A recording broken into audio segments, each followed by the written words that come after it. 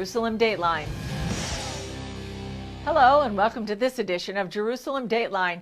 I'm Julie Stahl filling in for Chris Mitchell. The nations of Armenia and Azerbaijan are at war.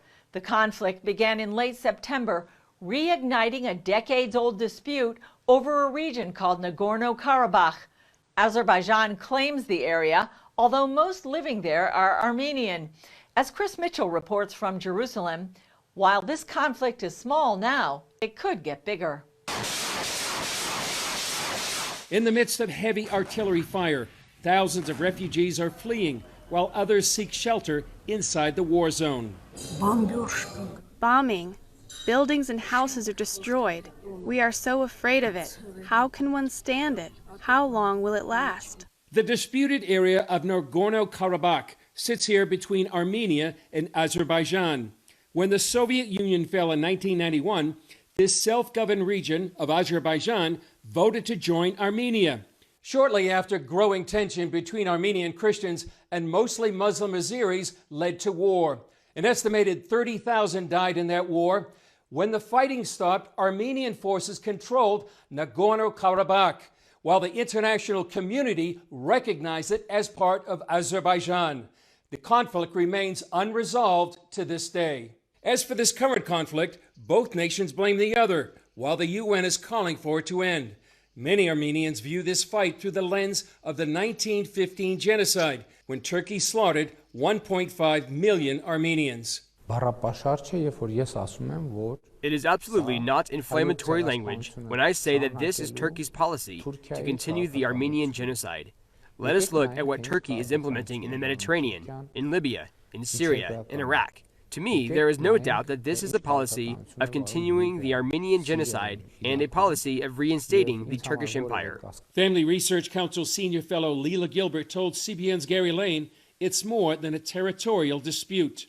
It is definitely a religious conflict, and one of the things that's very hard to find in the regular media is that that's the reason. It's usually referred to as ethnic or territorial, but it is clearly religious, and at this point, Turkey has jumped in with mercenaries, actually jihadis, and this is making it all the more volatile. His agenda is a neo-Ottoman empire, as far as anyone can tell, with him as the caliph. And that's why Turkey's President Recep Erdogan takes this stance. The brotherly Azerbaijani state has started a major offensive to defend its own lands and to liberate Nagorno-Karabakh, which is under occupation. The Azerbaijani army, which is advancing successfully on the front, has liberated many places. With all our capability and all our heart, we will continue to be by Azerbaijan's side. French President Emmanuel Macron accuses Turkey of sending Syrian jihadists to the fight. An international human rights advocate, Baroness Cox, reports that Turkey is now controlling air operations for Azerbaijan.